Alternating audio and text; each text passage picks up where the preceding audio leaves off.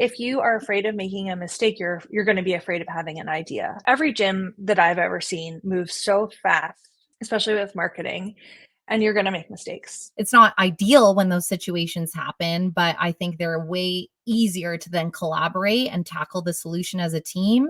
And hopefully, if you have someone that's able to come forward and own it, then they're able to learn from it instead of the one that decides to double down. And it's like, I'm sure you can think of examples that you know of people in your own life where you've watched that in action. It never works. It never works personally. It never works professionally. Right. And the weight that you carry, if you do it the other way, is so not worth it. Like, we love lifting weights, not those mental weights. No, thank you. Right. This is All Things Fitness and Wellness, hosted by Chrissy Van. Together, we're uniting industry thought leaders and fitfluencers on the mission to inspire innovation and encourage people to live a life fit and well. Brought to you by the Personal Training Institute. Learn how to train, gain, and retain clients. Visit bcpti.ca. On today's episode, we're thrilled to welcome Allison Rand, Vice President of Marketing for YouFit Gyms. Allison first caught my attention during last year's Fitness Technology Summit with her quick wit while moderating a panel, and she's captured it once again through her highly engaging and humorous posts on LinkedIn. Seriously, give her a follow. Now, I admire individuals who are not only willing to share their knowledge, but also let their spark of creativity shine brightly for all to see. In today's podcast, we're going to explore Allison's fitness career journey, which started in the early days of the .com era and has now led her to spearhead the marketing team at YouFit, guiding them through an exciting rebranding initiative. Allison generously offers actionable advice, uses creative and applicable metaphors, and even shares how being a twin has influenced her leadership style. Join us as we explore the insights and experiences that have shaped her path to success and gain valuable insights on honing your creative edge in an industry that's moving a mile a minute. Before we get to it, be sure to hit like and subscribe. We have new podcast episodes weekly featuring industry thought leaders and influencers. I'm your host, Chrissy Van, and this is ATFW.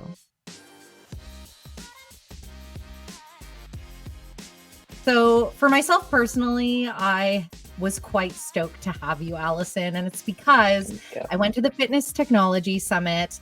And first of all, that entire event was through incredible information at us. We had tremendous speakers, tons of value, but you went up and hosted a panel. And I loved your comedic sense, your incredible timing. It was evident you had a ton of wit. And then I was like, who is this Allison character? Because as we know, I've been in this industry for just a few short years. And then I saw, of course, she's in marketing. Brilliant mind, creative mind right there. So first of all, tell me a little bit about why the fitness industry, because that type of skill set has wide application, especially in 2024. Yeah. First of all, though, thank you for calling me funny. I said to Al a long time, he's like, you could be a comedian. And I was like, do you know that's all I care about? So thank you for acknowledging the humor, because that's truly all I care about when I speak, but not today. Today, I want to try to look a little smart. So First of all, comedic wit is a smart skill. I'm just going to say that right there. There is a tremendous amount of intelligence to be funny, but continue. Yeah. Thank you. So actually, I started in content before most people started in content, because it was at the dawn of the internet, which ages me, and it's fine because you can see that on LinkedIn. I started at iVillage, which is the first website for women. It was one of the first websites to be a public company. It was so long ago that when I went there, people were like, oh, do you really think the web is going to be a thing? Like a thing where you get jobs? Yeah. And my channel was iVillage Diet and Fitness, and I loved it. And I had come from, I could talk about this for the whole hour, so I'll try not to, but I had come from the Coalition for the Homeless, where we were writing sad stories about people, and I was always trying to make them happy. Like, oh, we gave them a sandwich and they loved it.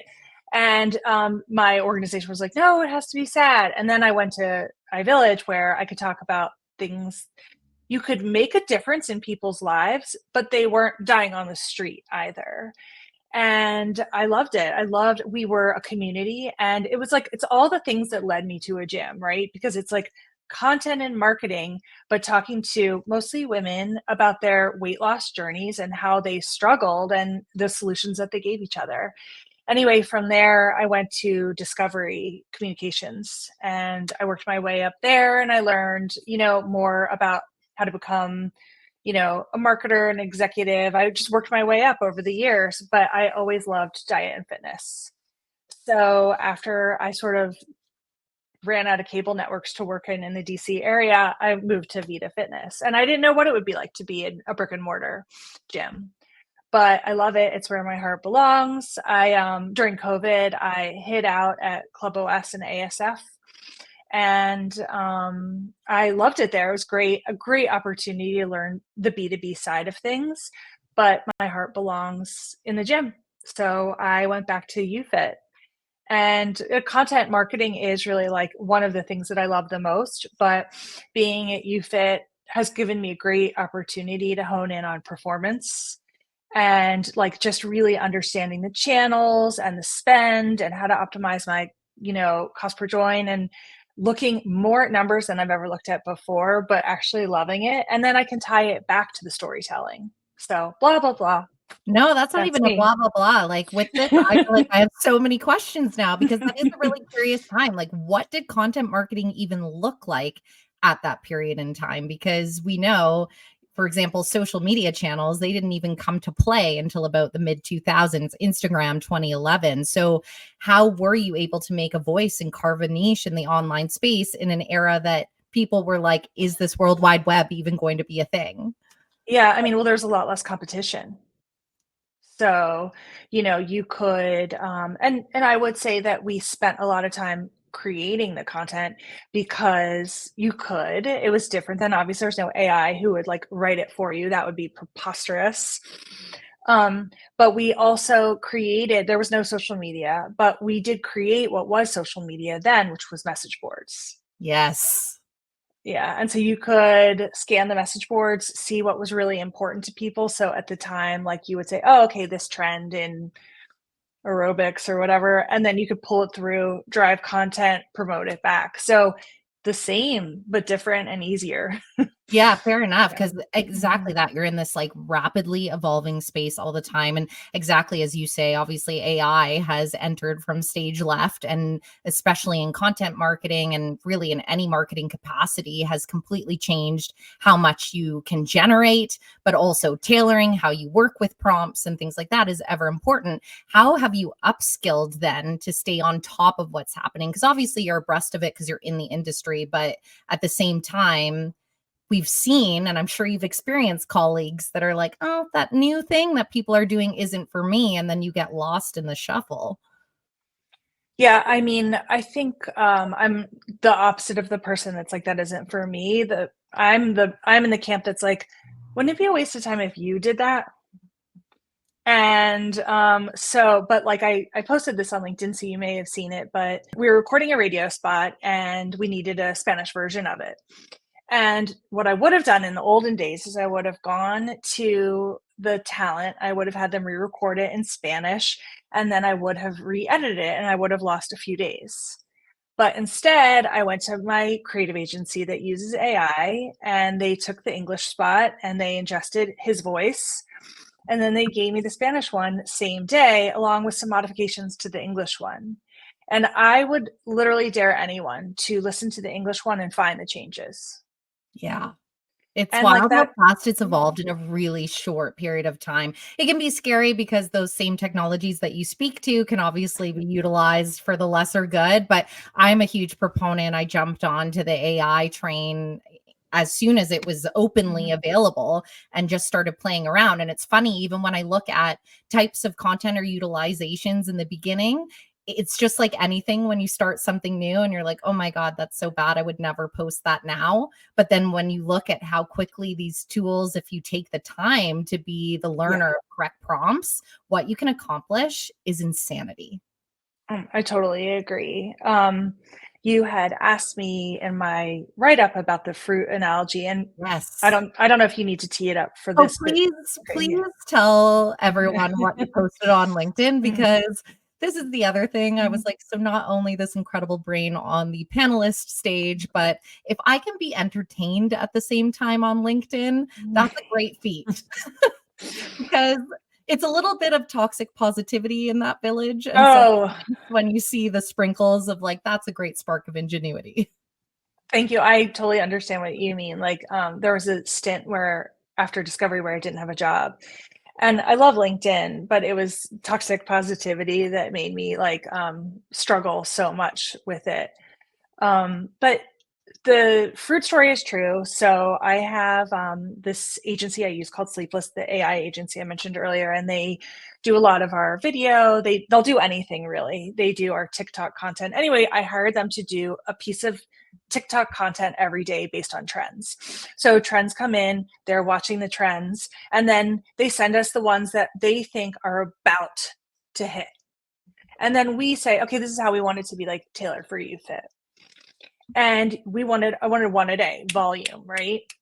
And then I started to say to my amazing social media manager, Nat, like, okay, I think we have too much watermelon in our fruit bowl. And I love watermelon, so don't get me wrong. But I was like, you know how you buy like a luau bowl at the supermarket and there's like all this like cantaloupe and honeydew and watermelon. And then there's like 2 pineapples over here and a strawberry. And I was like, we don't have enough strawberries. Everything is cantaloupe. And everyone's like, but we like melon. And I'm like, yeah, I agree. I like fast turn content. I like, that's also fun, but that's not going to drive the whole picture of what we really need, right? We need some things that drive people into the funnel just by like following a trend down a rabbit hole. But then you can't just live off of that because you're not going to engage them in who you are as a brand. Then you need to turn around. Okay, thanks. Did you enjoy that watermelon? Here's a strawberry. Here's a little about who we are. That content takes longer to create. It's higher touch. That might take a few days. That might mean that Nat goes to one of the YouFits and she shoots it herself and she edits it. And that's okay because it's worth having it. You're not going to sell a bowl of watermelon for the same price as like the luau bowl, right? And who can afford a whole bowl of strawberries unless you're willing to wash them and clean them? Yeah. No, and it was like the perfect analogy. And I think that's probably why you've had so much success, because you talked about your career story there, where obviously you're gathering all this knowledge along the way, but you end up at YouFit. And obviously, you know, by this point that gym life is the best life for you, but you're also facing a rebrand, as I understand. So talk to me about what you were entering into when you started that role and where your brain space started to go to strategize. Yeah, so YouFit went bankrupt during COVID, as many gyms did. And so we reopened and Right. Were you working for them already prior to that? No. Okay, gotcha. No. I was hiding from COVID at ClubWise and ASF, just having a good old time with my software friends. And then I'm like, is the coast clear? Okay, I'm coming back. And YouFit had reopened, and they had done like a new color palette, and they had done like a new logo and stuff like that. But when I came in, we were really trying to figure out how to tell the story that YouFit is different than the YouFit that built you during COVID. And we still have to work on that, right? It's not, there's some angry ex-members, and we need to prove to them that we're not the same brand that didn't answer their phone calls, right? Mm-hmm. So we've done a lot to change the way we tell our story. And in fact, in January, what we decided to do is face it head on. So 2 sort of things at play. One was we said, fitness has evolved and so has YouFit. And that was to say, like, we know you want to do weight training. We know you want to, you don't want to just run on cardio machines. We know that that's the trend. And we're going to address that by buying the right equipment, adding more platforms, etc. But also, like, we've evolved. Like, it's not over, but it's like, it's a subtle nod to taking ownership to sort of where we are. So we have changed. One, we're not the same old gym that just delivers endless cardio. We still have that if you want it, and that's great. But we've also added more strength training equipment. But we've evolved in that we have changed who we are.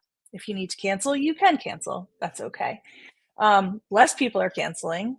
Thank you. So, but In the evolution, I mean, we did a whole new color palette, and we definitely changed like all of our fonts and all of our colors. But this January, we also added humor into our messaging. So, and so did Crunch, so did Planet. We were really on with all the other brands. I didn't know we would be. Of course. But yeah, but it's been really fun to like take a step out into humor, not just for my personal brand, but for the brand I work on.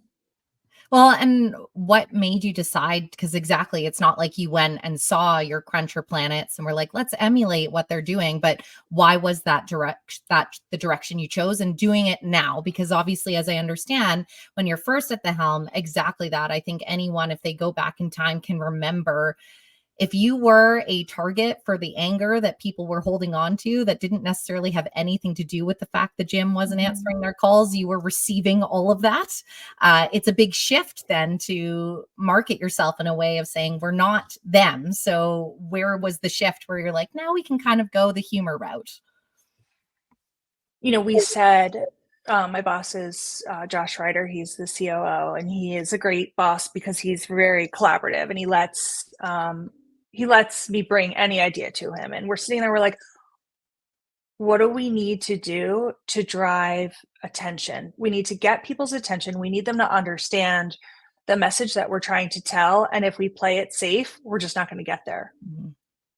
And we don't have time to wait any longer. It's like you can try in so many different ways to kind of politely say what you're trying to say, but nothing is going to get people's attention like on a crowded market like this one than humor. And like we saw earlier when we were talking about iVillage and how there were no competitors.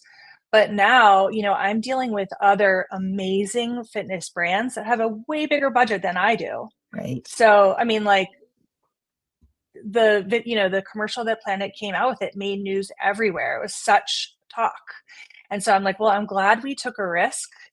In our spot, we make a little dig at Planet, and that was the biggest risk because we had like our version of a lunk alarm, and it was risky and exciting, but it was like, okay, well, what is going to make someone like look up and stop?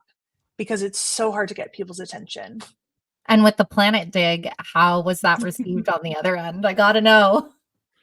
I mean, I don't know. Can we still be friends? No, I don't know. I mean, it was subtle. Maybe they didn't notice. But it's true. The truth of the matter is that in the spot, if you see it, the dig is at all of us for leaning too far away from weightlifting and assuming that people want to come into a gym and lift like 2-pound weights. Definitely. And so we've all learned and we've all evolved. Well, and I think like narrative wise, anyways, the entire fitness industry, like as somebody that started as an outsider, as people know, I mean, my background's media broadcasting, and I've just always been a devout fitness enthusiast, but I've appreciated so much seeing the narrative shifts because I think of commercials from not that long ago where I only would have seen ads that were drilled down of like shed 30 and 30 and all of that. And so it's been really fascinating to see what different brands are latching on to be like, this is going to be our brand story now. Like, obviously we've seen a lot where they really just push the like holistic mental health benefits kind of thing. And then others where it's kind of like, let's make this a fun place, because exactly as you said, landing in gyms, it's like you probably landed in this industry and this space because you're like, it is a fun place. It is a positive place. It is a place that genuinely changes people's lives. 100%. But you just made me think about something that I wanted to spend a minute talking about, which is how much of what we really do in terms of marketing is like testing and learning, and less about like what I actually think. And an example of that is my social media strategy, which is we work with a company called Ready Set, and we test 24 social media videos a month. So like if you're a social media manager and you're listening to that in our industry, that's a lot, right? Yeah. Before this, we would put like 1 or 2 up for the month and you would leave it and it would be like 0 down or, 30 days free. But now we create 12 creatives every 2 weeks and put them into a test account. And then whatever does well moves into our evergreen account. And what does well makes no sense. Like it would, if I could show you what does well. So there was we review all the content when it comes in, and one of them comes in and it's this man, it's very UGC style. It's supposed to look like, or, it's supposed to Yeah, create a of thumb course. stop ratio, right?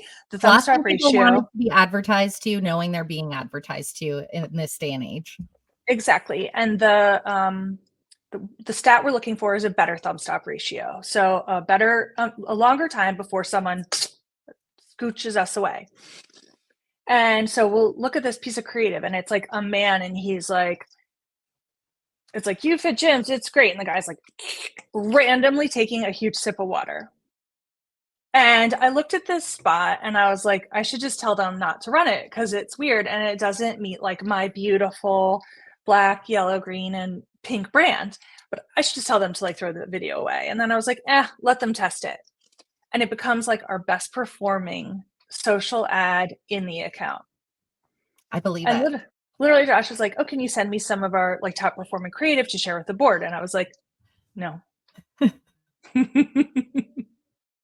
But I mean, I truly, it's interesting to me too. Like, obviously, you and I play in those spaces so frequently, and I do in both my personal and professional life, and especially like having been in media, so much of it's tied to your personal brand, things like that. And it's like, I can understand why there may be that board disconnect if you aren't somebody that has explored on TikTok and is doing the scrolling or played around with Instagram Reels. If you don't have context, you're not going to understand why it works. But I would say the appetite for what people are going to thumb stop on too, it's like a different meal every 2 weeks. Like, it makes a lot of sense that you're investing and trying that much, because what worked even a month ago is old news now. Yes. And it's like these subtle subtle moments in a shot that might make someone sort of stop, and you don't know it until you test it. And that's why we test, right? And that's why you have a test account and then you have an evergreen account. But when something is successful, we start to ideate on it. And so we'll sit and we'll look with our agency at the successful videos and we'll be like, well, why is this one more successful? And it's helped us really like become better at casting, all sorts of things. But to your point, it changes just like that. Yeah. And when we moved from Instagram into TikTok, we learned that you could create, and you know this, right? But I was learning this, is that something good on Instagram isn't going to be good on TikTok, but something good on TikTok will be good on Instagram. Oh, even like now with YouTube Shorts, and you're just kind of like, all of it is vertical content. And the worst part is when you're diving into this field and then all of a sudden your actual feed is just gurus of social media trying to sell you things, which is really annoying. You're like, algorithm, no, that's actually not who we're trying to focus.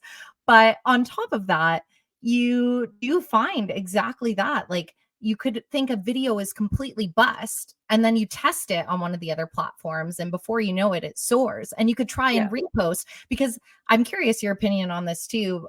Maybe it would be different, like in regards to how your campaigns are made, but I know there can be sometimes value as well in reposting the same content, because it's not necessarily being showcased to the same audiences. Like, if it's done well, you can kind of repeat the formula. But yeah, it's like the level of responsibility to diversify these verticals, you're not going to win if you're not doing that. Right. But that's what's so challenging, right? Is like, you have to diversify, but then you also can't spend too much time creating each piece of content because you have to have so much. I mean, it kind of all goes back to fruit, I guess. But in terms of my feed getting taken over, TMZ reached out to me and they were like, do you have a comment on, gym membership getting impacted by Ozempic? And I didn't have a comment. I don't have a comment. I don't have any stats on that. But now my social feed is all Ozempic ads. Yeah. Oh, and that one happens quickly. You realize, I'm like, their marketing budgets are robust at Novo Nordisk. Like, seriously, I was like, how much are you spending that you're advertising that to me? Like, okay, great. And then also, it's a fun break from getting eyelash growth ads. So thanks. Honestly, I don't use Facebook heavily. I only use it for work. In my mind, I am a big believer in like, do the platforms that you can do well, do them well. And it's like, if you don't have the energy or the resources to dedicate at certain ones, it's like, you're either going to be there or you're not, is sort of my philosophy. And so figure out where your demographic is and cater to that in the best way possible. But it is so funny how quickly those algorithms take hold. And then the worst part is if you're engaging, you have to engage with your community as well. And maybe you have a team, like for yourself, obviously you have a team that's involved, but it's like if you're a smaller team on marketing, you have to be careful with how you engage also, because that's going to dictate where Instagram or Meta or TikTok actually thinks your content's supposed to live.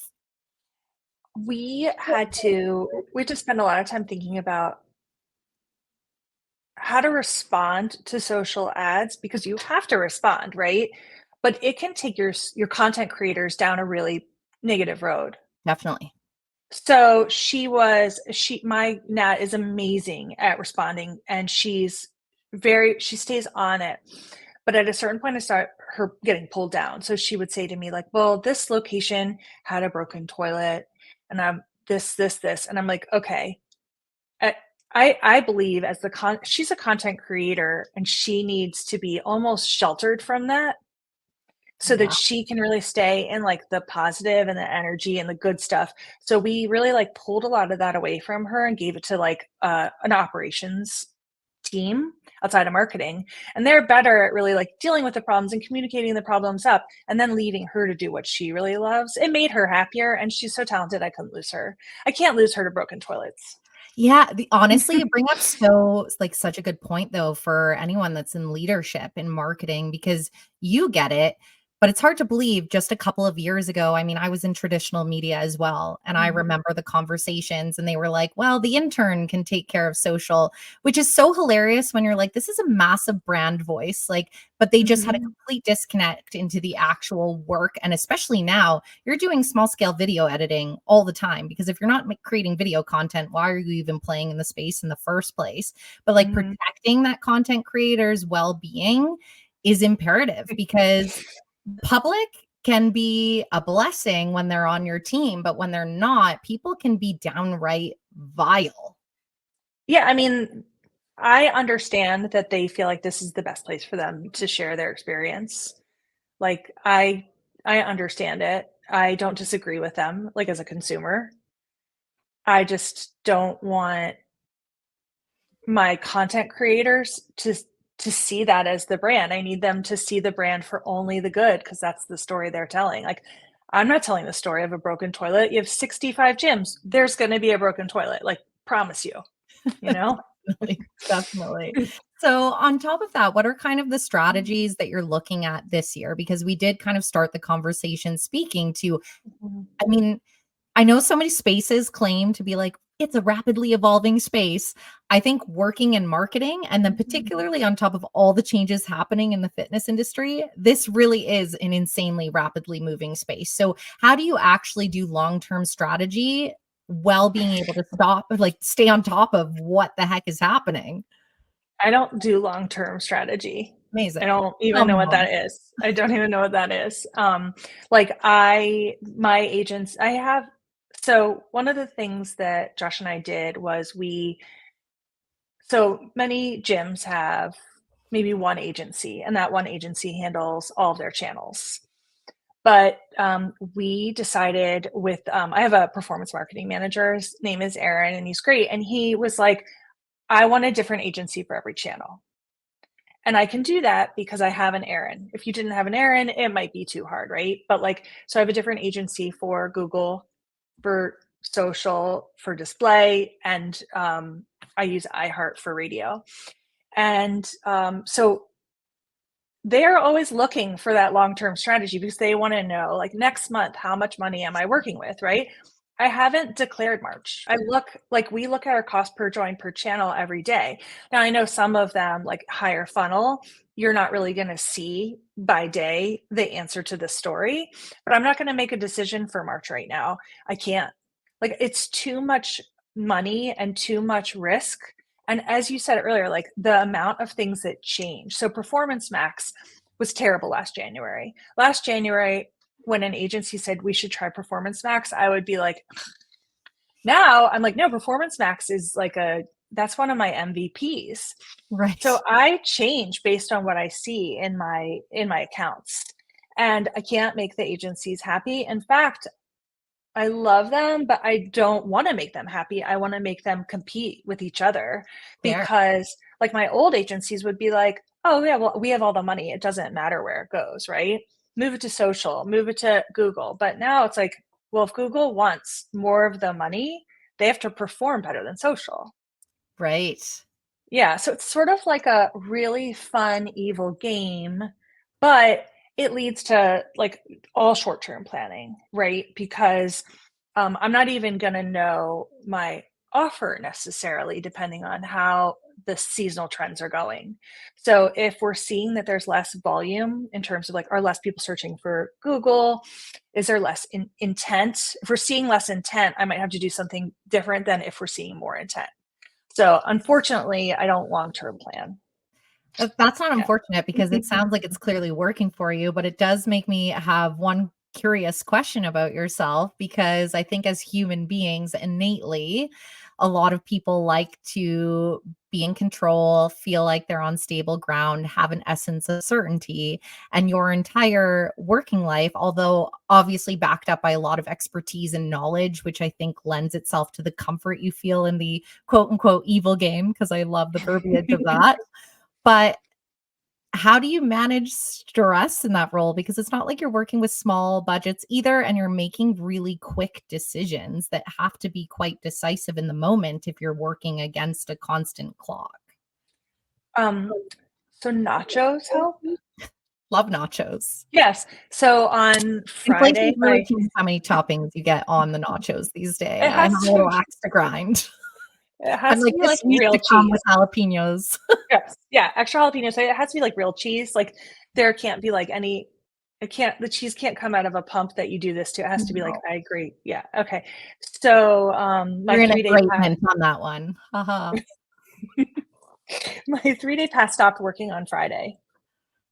The form disappeared. So WordPress did an auto update to Elementor, and my form disappeared. That's fun. Yeah, Something and so exciting. we fixed it quickly, but while it was broken, like I was such a mess. And then like the minute it was fixed, I was like, I'm gonna go make nachos. It's a good solution. Yeah. I'm sure that like that's not the best stress answer. I do like work out every day, and I do I don't live near a YouFit. Otherwise I would absolutely go to one, because we have a small group training program that I think is pretty terrific, and affordable PT. But I do like work out every day, and I live by the principle that we communicate and share, and I believe in it. So Because are you hybrid remote then? I'm completely remote. Completely remote. How do you like that? Especially I'm actually just really curious, and I'll just ask you the question straight up. Do you enjoy working remotely in marketing? Yeah, yeah. I mean, when I was at VIDA, we had the marketing group shared a suite, and we were really, really close. In fact, they used to call us the cruise ship, because COVID had just come out, and they were like, "Oh, Amazing. stay Fun away fact, I from the used to work on cruise ships, so I'm very familiar with the diseases that plague Yes. them. So, yeah, we worked really closely together, and I mean, like I worked out with my marketing team every day. And so I used to laugh about how much time I spent naked with my employees, because we would work out every day and then shower. And while we were like getting ready to go back to work, we were like talking about Right. work. And I'm like, I don't have naked shower meetings anymore with my team. Yeah, It's a but bit weird to go over Zoom. There might be an HR violation or two.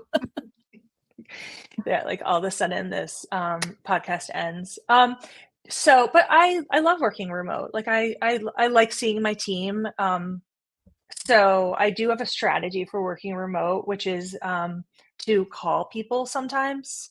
I Yeah. don't really like getting calls, but I give them as like almost like a punishment. Like if we're not communicating, I'm gonna have to call you. That's fair. The reason why I kind of asked that question just point blank is because myself, and I think anyone in marketing, obviously you have a brain that operates in logistics, but also there is just such a high creative energy that you need to sustain and bring to the role and keep that eye so sharp. And I actually find as well, I much prefer having my own space to actually Mhm. accomplish that. I think that you can curate how you work. Like for me, I always have lighting, I have music on in the background, and it actually helps me generate and work harder. I do a hybrid setup. So sometimes when I'm in my actual place, I get less work done. And I understand it works differently for everyone, but I think there's something to it for creatives. Being able to curate your experience, I think actually can make you a much more effective employee. And I get so many people get very polarized over the at home versus in the office debate, but I'm just like, there's merit to it for a lot of professions. I think you have to create a culture of autonomy. Yes. And my team has a lot of autonomy and I have a lot of autonomy. And if we didn't have that, I don't think we could do what we're doing. Well, and I know that you're clearly a strong leader because you've been pulling your team in the right direction. I understand because I got creepy online because that's what people with journalistic backgrounds do, that you're a Oh, yeah. twin, that you are a twin. And I'm like, just tell me more about growing up with a twin that I know you're very proud of, because I saw the reason why I knew is because you were shouting out some accolades. But do you feel like growing up in that type of environment shaped your leadership style or yeah? Okay, well, what's kind of funny is I was born first, 3 minutes before my twin, and we were like a month early. And just going into this, since everyone knows I'm old, my mom didn't know she was having twins. Oh, wow. Yeah, so she Didn't just find showed out up. till arrival. Yeah, shows up a month early in labor. Oh, by the way, you're having twins. Bit of a plot twist. Yeah. So I am 3 minutes early. So obviously, like I pushed and shoved my way out a month early ahead of her, and I am like the bossy twin. And it's really hard. I am so proud of her. She is such an amazing superstar. I love her. And we're so close. We talk all day. But I'm the bossy one. And sometimes it's like really hard because my sister, I have another sister, and they'll say, well, that's how you are.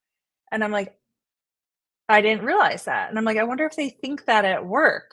Like, I don't know if I'm actually like that because I thought I was just like really cool and open. But anyway, apparently I'm the, Yes. baby that had to I come out mean, the first. word I would use is assertive, because I do think sometimes, especially because we operate in a male-dominated industry, that strong women sometimes can be classified in different silos that maybe don't demonstrate well what our actual strengths are when they would be viewed as a strength for a male. So I would say that assertive energy is absolutely needed in leadership roles, especially one where you're having to lead a team in making quick decisions all of the time. So, I mean, the fact that you just sort of made that headway from the get-go of life, clearly you were meant to move up the ranks and actually pull a team together. How is it for you to like stay collaborative when you are still operating in separate spaces? I know you mentioned autonomy is important, but what's your temperature check or gauges for knowing that your team is pulling their weight and delivering? I mean, I try to be the kind of manager that doesn't mind if you're online every hour of every day, and that's how the culture at YouFit is, right? They just trust you to get your job done. But I know, I know that my team is putting in like a huge amount of effort. It's because there's so much to be done and there's not a zillion of us. And so if anybody has any bandwidth, they're all raising their hand to do more. And there's just not enough room to be like sneaky or lazy about it. And so I don't really need to like babysit them.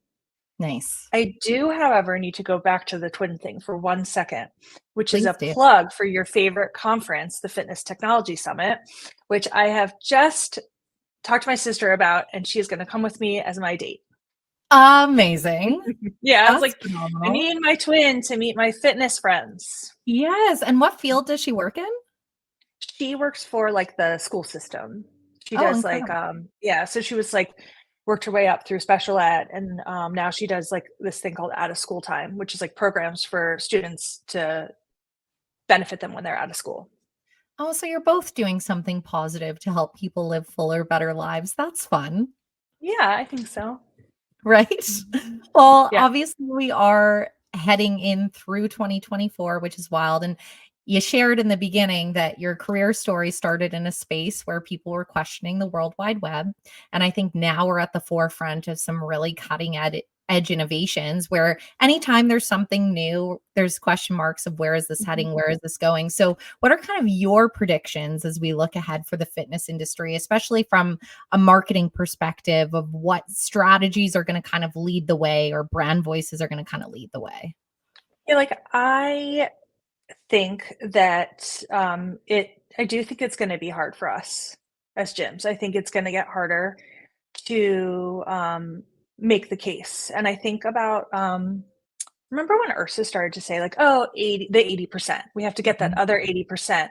Now I feel like we haven't gotten more of them. Like instead it's more like 85%. And I could be wrong. I'm not basing it on like I look at very specific parts of the country and but to me it feels like we haven't gotten more people back into the gym. We've almost just given them more ways to work out outside of the gym or and that's great, right? Because you and we love people to work out no matter what, make them happy, do what they want. But from a business perspective, I think it's going to be challenging.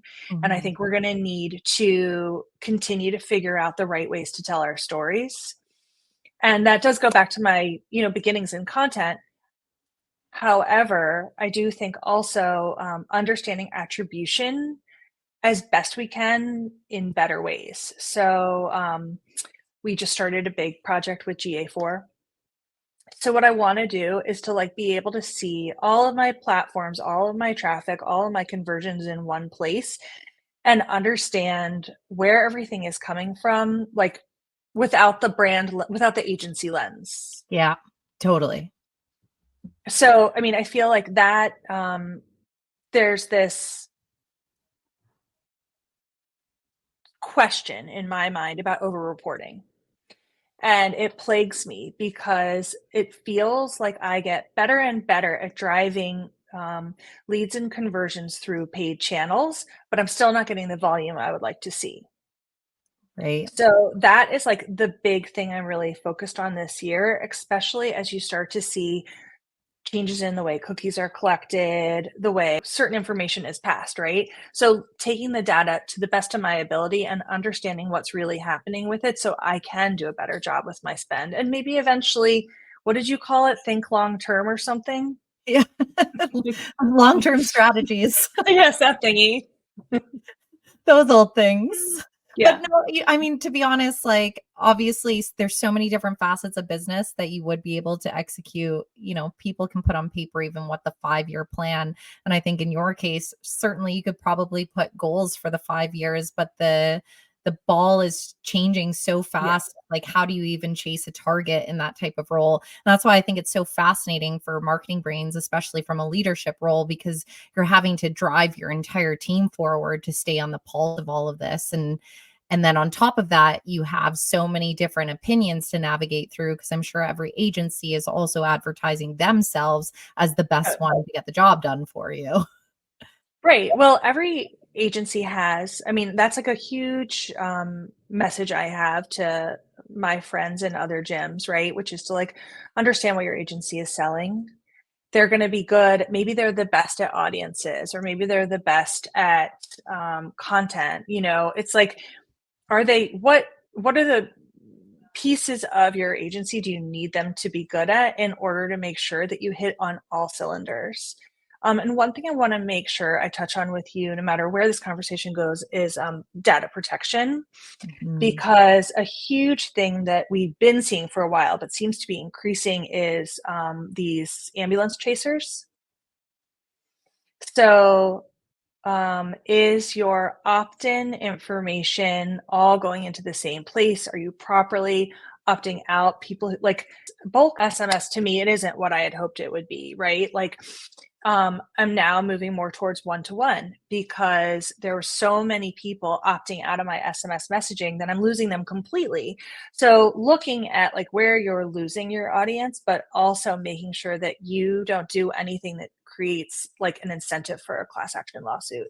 Yeah, fair So enough. like, And I know a lot of yeah. those like legalities have been changing even recently. I know for newsletter mail-ins, for example, we just had like massive changes coming through here, I think North America wide. So it's like having someone on the pulse of that, even if you're small scale team, because exactly that, the hand slap could be massive and devastating. Oh yeah, especially if they get all of their friends involved, like class action style. But like, if your salespeople are sending emails, like, are they sending them through the right channels so that their unsubscribes get merged with your unsubscribes? Just like understand your data, use it for good and not evil, and just be really careful of people that like are out to get you for, they don't even know who you are. They subscribed purely to catch you misusing opt out.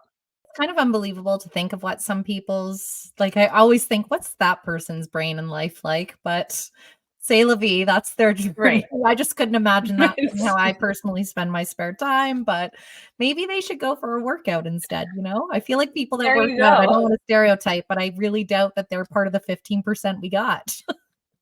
Could you imagine, like the weird man that's suing us because like we accidentally texted him after he unsubscribed? If I was like, I'm sorry to text you one last time, but since you're already suing me, I just wanted to give you a workout. This will really help you with your stress. You know what? Maybe like definitely track the metrics on that Yeah. one. We'll see if this is like a successful strategy to convert. When I see you in court, it'd be great if you told me if you did this workout and if you liked it. And Right? You show yeah. up and you're just like looking swole, like it was effective. Props to maintaining your journey. See, that's the thing. You have to kind of make light of it because I mean, those are very real risks, and I'm glad that you highlight it. But then at the same time, you're just kind of like, humans are going to human. And I think, especially in marketing roles, not it's one thing for a personal brand to put themselves out there. It's another when you're having to represent an entire business and platform and put themselves up there. And then when there's really real risks that could happen from a business Yeah. side, be very costly. It's not a small responsibility or one to be taken lightly. So I love that strategic nugget, because if there is a marketing brain that is listening, maybe that recircles in a meeting, right? Then you've But done the good work. also, you bring up a really good additional gem in that, which is to be able to make mistakes. Like, I don't want anyone to get sued, but I do want people to admit their mistakes, and I want to admit my mistakes, and I do admit my mistakes. And I think I work in a culture where if you admit your mistakes, it's like, oh, that sucks. Okay. The person that accidentally sends out the email to the wrong location, or, the things that happen every day, to just be able to be like, hey, I made a mistake. And then for them to be like, okay. And we feel worse about our own mistakes because we're allowed to make them and admit them versus feeling like scared and afraid. You know what I mean? I think that's just like a really important thing to be able to do in fast, like every gym that I've ever seen moves so fast, especially with marketing, and you're going to make mistakes. Well, I But think what you highlight there isn't just good business sense, it's also good life sense. And it's a great skill in theory, more difficult for some personalities to master if they're dancing with ego. But in my own personal experience, which is the only one I can speak from, I can say the level of freedom that you have, even if you've had, I mean, it's podcast, so I can swear, if you've had the biggest fuck up ever, that you feel like you just want to melt into the ground and never be seen again. I think anyone in their life can think of those moments that has happened, and that's all part of the human experience. So it's wonderful that you've cultivated a culture at YouFit that, it's not ideal when those situations happen, but I think they're way easier to then collaborate and tackle the solution as a team. And hopefully, if you have someone that's able to come forward and own it, then they're able to learn from it instead of the one that decides to double down. And it's like, I'm sure right, you can think of examples that you know of people in your own life where you've watched that in action. It never works. It never works personally. It never works right, professionally. And the weight that you carry, if you do it the other way, is so not worth it. Like, we love lifting weights, not those mental weights. No, thank you. right. Well, also, like, if you are afraid of making a mistake, you're going to be afraid of having an idea. You're going to be afraid of trying something new.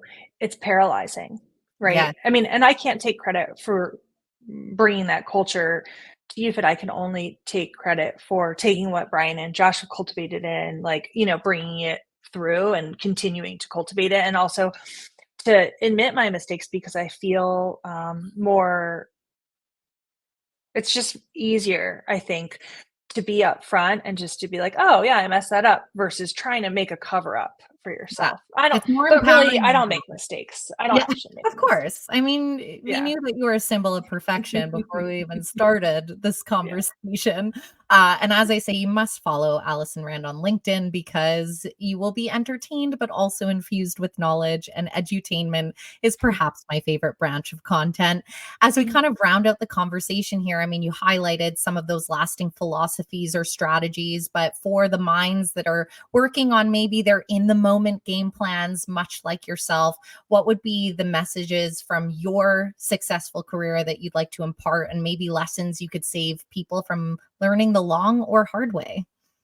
Okay, so thank you for asking. And um I think first and foremost, for those of us in the fitness industry, we are like no one else when it comes to sharing ideas, even though we're competitors. And every single person who's listening to this should take advantage of that. Meet the people in your industry, go to URSA, go to Fitness Technology Summit, go to the conferences, meet the people, cultivate the relationships, go on LinkedIn, ask people for coffee dates. Like this week, a competitor called me and said like, oh, we should have coffee. And we had the greatest conversation. We learned so much from each other. And I don't know of any other world where that's like normal, but it's wonderful because we're all fighting the good fight together and we all have to stick together and we all have to make each other successful because that's how, that's how we'll grow. But professionally, and then for anyone also who's just struggling with their role, it's like, here is this industry full of people that are willing to help you, want to help you. So take advantage of it, pull it in, but also go outside. Like, don't just stay within. Look at what the other industries are doing, learn from what they're doing, test, learn, and then bring that out and share it. I really appreciate that advice. And honestly, I've never witnessed it more. As I say, my former life, I spent, over a decade in traditional media news settings. And I've interviewed as a result of that a lot of execs from the top down in a myriad of industries. And I say this time and time again, where I'm like, I've never encountered a community of professionals that are still really genuinely, and like I put the emphasis on genuinely, so connected to their why and their purpose. Obviously, everybody wants to generate revenue and make money. I'm not discounting that. It's a business. But I'm like, people genuinely give a shit over what they're creating and wanting to grow collectively. And it's been so fascinating to witness that in real time and like know that what people say is also what they do. Like the action is there when you do go to these conferences. People are wanting to engage and have the conversations and share ideas. And I'm really happy that that was your philosophy to share, because it would be a shame if somebody discounted that. Like you're only robbing yourself if you don't take advantage of what is out there. Right, because how lucky are you that you work for an industry where we tend to collaborate and support each other? I mean, you could work in many industries where you wouldn't have that. So, Definitely. Most. I learned so much from the other marketers in this space. And I'm so thankful for their time and their energy and their willingness to share what's going on. January, are you guys seeing the volume? Are you guys seeing the volume? Like, what are you guys seeing? Like, to be able to collaborate and talk to each other. Like, is this channel still working for you? Like, first of all, it's fun because we like to geek out together, but also secondly, like, it's really, really helpful to be like, okay, is it me? Is it my offer? Is it my channel? Like, how do I gut check this without talking to my peers? Yeah, real-time temperature checks, that's invaluable. Well, you've given us some like little humorous quips, which again, I just really enjoy that essence of yourself. But more importantly, I appreciate anyone that's willing to come on, share the knowledge. And I knew that you just had this wealth of experience, and it's very valuable when people are willing to be open and share and allow others to learn. So thank you, first of all, for sharing the time with Thank me. you for having me. I'm counting down because I will basically hunt you down at Ursa, and hopefully, well, I'll steal you before you sneak off prior to the dinners, and we can have a little. No, I'll be at the parties. I'm there you go. prioritizing parties. You're avoiding the dinners, doing the parties. That's the Yes. strategy. Food is dumb. Food is dumb. Excellent. If you take anything away from this podcast, food is dumb. We're getting food made. Well, I mean, in comparison to parties. No, here we go. The shirt's going to say food is dumb with nachos on it, just to confuse people. Yeah, I mean, if nachos count as like an actual food, sure. I mean, if we're grading the cheese, they clearly do. True. Before we let you go, I love to leave people on just a little positive note, whether that be a quote that you love, a nugget of wisdom, a little mantra you follow. So what will you offer for us to kind of infuse into our day? So I would say that if you are this isn't a mantra, so I don't know if it'll work, but if you are coming up through the ranks, you're a manager level person wishing to be a director or senior director, follow my mentor Mark Irwin's advice and start doing the job that you want and go get it, become more strategic, do the strategic level work. Maybe not every single thing from the little tiny things will get done. That's okay. They'll hire someone to do those things while you start to do the more strategic work. So I don't ever want to hear anyone say I'm too busy. It's like, stop doing some of that crap work, use AI, and move up and become more strategic. You can do it. Love it. Awesome, Allison. Thank you so much. Thank you. You've just listened to the All Things Fitness and Wellness podcast, hosted by Chrissy Van. This episode was brought to you by Fitness World, your fitness, your way. Be sure to hit like and subscribe. We have new podcast episodes weekly featuring industry insiders and influencers. Together, we're on a mission for everyone to live a life fit and well.